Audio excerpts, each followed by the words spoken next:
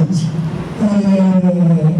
queria desde já dizer que a gente vive um momento tão complicado,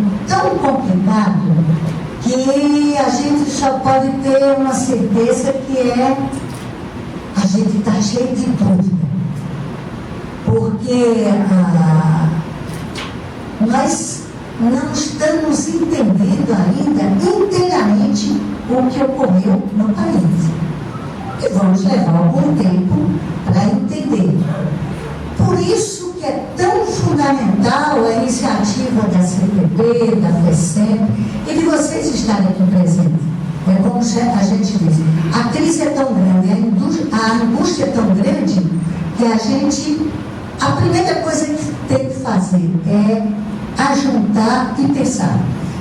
Porque só dessa forma nós podemos descobrir os caminhos que saem dessa situação.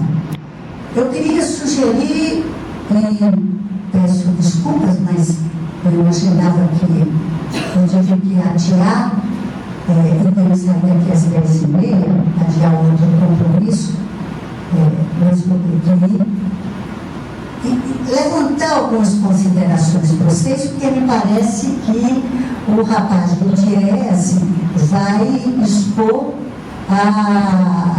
o conteúdo da ameaça que está dentro da reforma da Previdência e da reforma trabalhista. O centro nosso hoje, nós estamos vivendo um momento absolutamente diferente do que nós vivíamos há um ano e meio. Nós estávamos num período em que um governo se constituiu e se desenvolveu em torno de políticas que tinham preocupação com o desenvolvimento nacional, com as forças produtivas locais, preocupação com a superação das desigualdades e uma preocupação em que houvesse um certo clima de democracia. Foram 12 anos que nós vivemos num governo conduzido por forças de esquerda. Isso é absolutamente excepcional na história do Brasil e no período conservador que nós sempre vivemos neste país. Este tipo de governo e as características do presidente Lula e do presidente Dilma entravam em sintonia com os outros governos que estavam na América Latina. Governo na Venezuela, no Equador, na Argentina, no Paraguai, no Uruguai, no Peru, governos que sinalizavam por uma atitude mais independente, anti-imperialista, preocupado com o seu próprio projeto nacional, em articulação consigo próprio. Após a crise que começou em 2008, a crise do capitalismo, que deu uma ligeira melhorada em 2010, há uma ofensiva conservadora em todo o mundo. E aí as forças imperialistas ocuparam, invadiram o Iraque e destruíram o potencial lá, invadiram toda aquela região do Oriente Médio e agora estão sendo questionados pela ameaça terrorista, e evidentemente nós somos contra o terror como instrumento de ação política. O terror, ele tem como meta aparente destruir as forças que lhe oprimem, mas tem como resultado concreto atingir forças inocentes que são envolvidas nas atividades. Nós somos contra o terrorismo como ação política. Agora, o terrorismo e a ampliação dele é resultado dessa agressão que, sobretudo, as forças imperialistas, particularmente os Estados Unidos, iniciaram. Nós vivemos um drama que é, de um lado, um drama de uma parte da humanidade que não tem para onde ir, porque é expulsa pela guerra do seu território, e nenhum outro país que recebemos, que é a situação dos refugiados. Nós estamos vivendo até com as medidas do plano. Falo isso porque nós estamos vivendo Brasil um novo ciclo onde o capital resolve implantar como lógica de desenvolvimento político a lógica autoritária, os governos de exceção. Qual é a grande diferença? É que eu estou de um tempo que eu me encontrava com uns tanques nas ruas e eu sabia qual era o meu aniversário.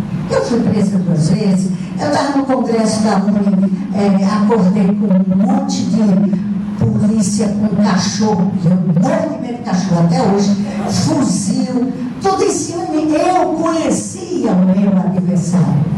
Hoje não. Ontem o professor Pedro Serrano dizia lá que a grande diferença hoje é que não são governos de exceção, porque há uma certa legalidade, tem uma estrutura legal no país. São governos que praticam medidas de exceção e tem como apoio da mídia o apoio completo do que está ocorrendo aí. E ele levantava que o capitalismo, hoje, com a desigualdade que está aí, o que o capitalismo faz com a desigualdade que é aqui no Brasil? 60 mil jovens são mortos por ano. O capitalismo mata.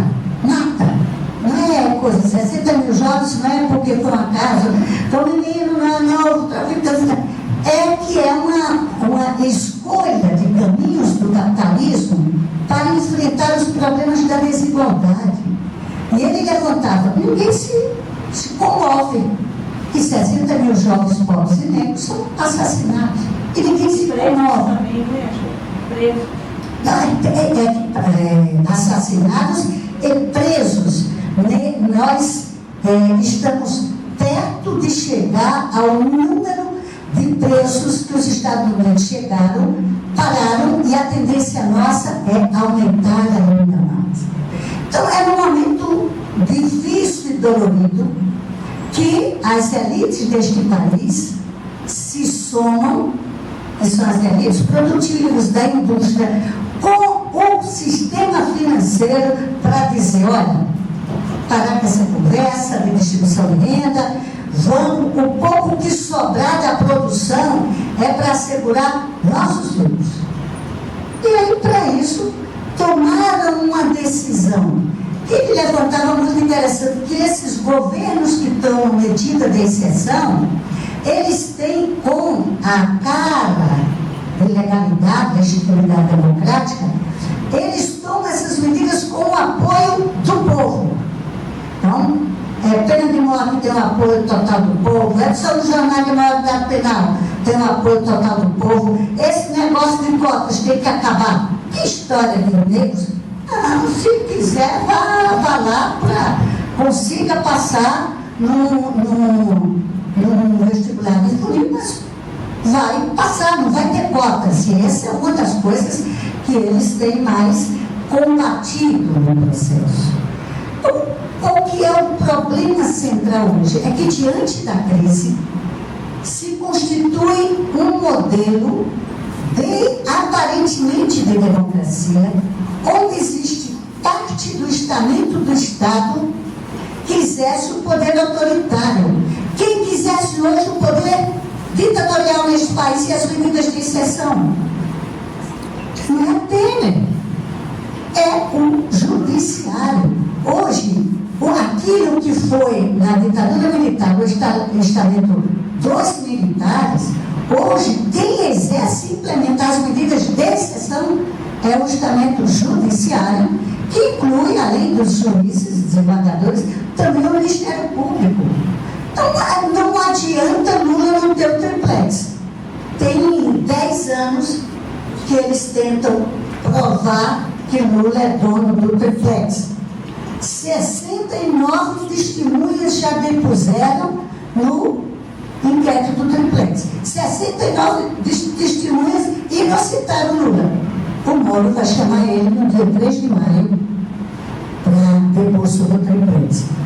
E não é depor sobre o triplex, porque isso que o professor falava ontem, este poder ditatorial define quem é seu inimigo.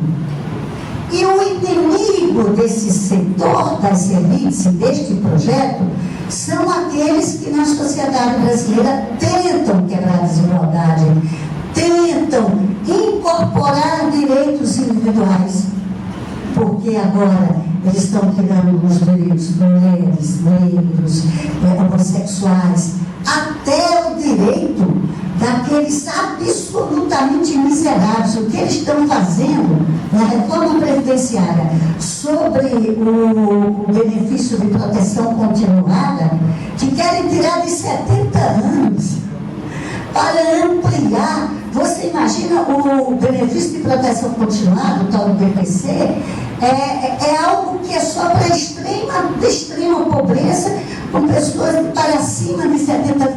E eles querem ampliar a idade e reduzir os recursos e a disponibilidade. Então, há uma lógica deles. Eles estabeleceram que o inimigo da nação não é o capital estrangeiro que está querendo comprar terras aqui. Tem um projeto na Câmara dos Deputados, o 4059, que é autorizar empresas estrangeiras e pessoas estrangeiras a comprar terras até 100 mil hectares em cada município.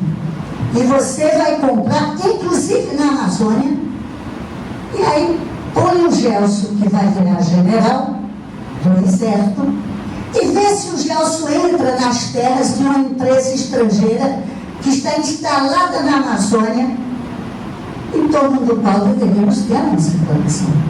Tanto é que as Forças Armadas do Exército estão trabalhando e pedindo nosso apoio para impedir que seja aprovado esse projeto. Então, esta é que é a grande diferença que a gente começa a sentir. Esse estamento autoritário que manda no país hoje, que não é militar, mas que tem o poder das armas, que pode prender você, deixar você com prisão preventiva anos, e a grande maioria dos presos deste país, particularmente dos jovens, está com prisão preventiva, sem nenhuma chance de ter perspectiva de sair, porque também não é julgado, não é apreciado o seu processo. Então, esse poder que tem essa capacidade está hoje definido, que é a esquerda, que é o inimigo do país, que a esquerda quer dividir o país, porque defende direitos de mulheres, defende direitos negros, defende direitos da liberdade de orientação sexual, e esse povo aí que defende os direitos individuais querem dividir o país, como muito bem diz Bolsonaro. Eu defendo os direitos humanos, não os direitos humanos desses que querem dividir o país. Mulheres, gays, negros, essa coisa. Eu defendo os direitos humanos na cabeça dele. Então surge um Estado diferente que nos ameaça profundamente do ponto de vista democrático. Acabou o Estado de Direito democrático. Existe um Estado de Direito onde a exceção é a condução da regra, as medidas de exceção. Esse é o momento que a gente vive. O segundo ponto que eu queria dizer, nesse Estado com medidas de exceção, há uma ofensiva que é mundial, mas particularmente no Brasil, de desconstrução do projeto nacional e eliminação dos direitos sociais. No projeto nacional, a indústria de conteúdo local, que era a Naval, e que eles desorganizaram tudo, o pré-sal, que eles mudaram para dar, como eles deram a perspectiva, apenas apareceu no último edital só empresas estrangeiras, nenhuma brasileira apareceu. Agora, com esse projeto 4059 de 2013, que é para autorizar a venda de terras estrangeiras, tem medidas também sobre a aviação. Além disso, eles conduziram reduziram para o seguinte: esse negócio do Estado brasileiro ter que cuidar da sua população não tem sentido. Então, por que você vai ter que investir em serviço público? Por que você tem que garantir salário, plano de carreira para servidor público?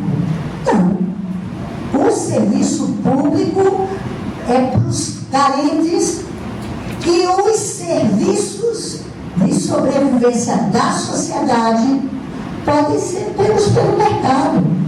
Então, em saúde, para que ter? Investir no SUS, se tem os planos de saúde aí para a gente garantir. Educação, não tem uma quantidade enorme de faculdades, de colégios particulares, não precisa. Mesmo a assistência social, começam a surgir associações, organizações que vão cuidar deste problema, vendendo. Abrigo, asilo, tudo isso para comprar.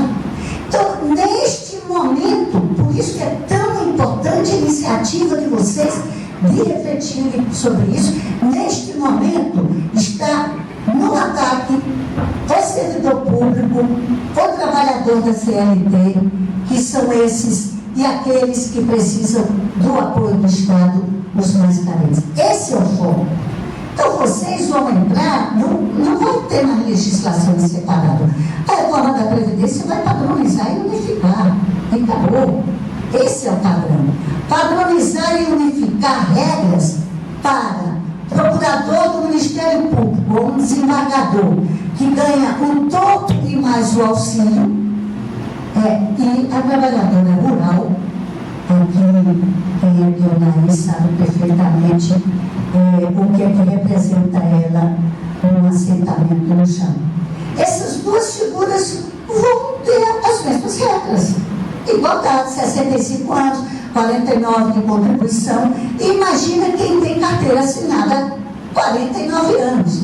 Mas o que eles estão fazendo? Então, podemos reduzir de 49 para 40. Que é exatamente o processo que está sendo desenvolvido. Por isso que o foco nosso é, compreendendo a ameaça que existe sobre nós, é fazer com que a sociedade reaja. E aí eu já quero entrar no aspecto central que nós estamos vivendo hoje. O terceiro ponto. Chegaremos a 2018? Haverá eleições em 2018? Temer continuará no governo? É uma pergunta. Nós estamos, o Brasil e as elites estão preparadas para tirar Temer a qualquer momento. Isso porque a investigação que está sendo feita nas contas de Dilma e do Temer, que já tinham sido aprovadas, ela tomou posse, porque as contas foram aprovadas, aí o PSDB pediu reabertura e reabriu. Hoje, todas as testemunhas que aparecem aí, inclusive as testemunhas do Odebrecht, estão sendo canalizadas. E se o Gilmar quiser? Se o Gilmar quiser, não. Se o mercado quiser, se o PSDB tucano paulista quiser, Temer pode ser tirado a qualquer hora, porque é só marcar o julgamento. E quem tem poder é o Gilmar. Então, é possível haver eleição indireta, não está descartado, porque o instrumento legal existe. É só o TSE marcar o julgamento das contas da chapa. O segundo aspecto dessa crise daí, há algo que é ingovernável para eles. Eles viram tudo muito bem, tiraram a Dilma, o piso está estabelecido, fizeram um acordo, tem maioria no Congresso. Quem manda hoje no governo não é o PMDB, é o PSDB. Isso assim, o novo ministro do Supremo Tribunal Federal foi o PSDB que indicou o Alexandre Moraes.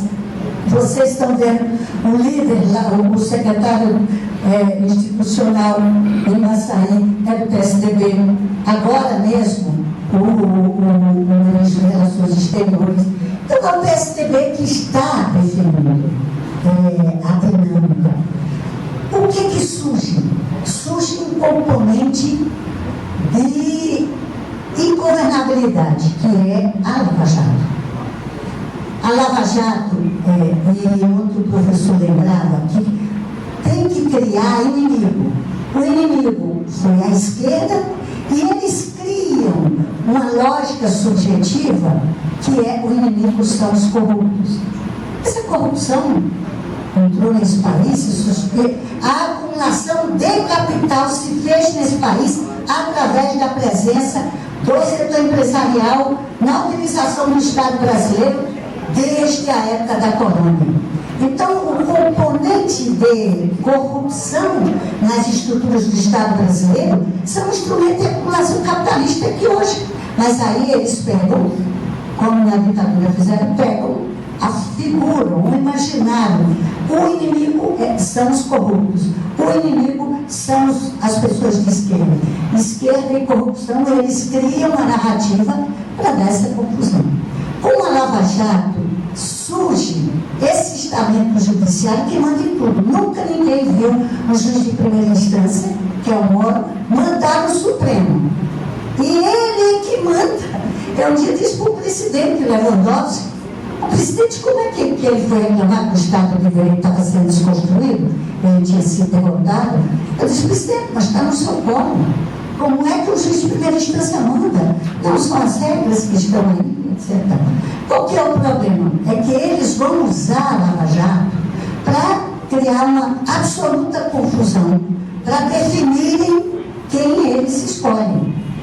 E vai estar lá, vão estar lá todos os partidos, porque na negociação, naquele processo que era absolutamente ilegal a contribuição empresarial, todos os partidos, inclusive o meu, estavam lá e receberam doações legais daquele processo. Mas o que eles estão fazendo? Eles estão criando uma confusão jurídica, mesmo das ações legais, quem sabe de onde que vem.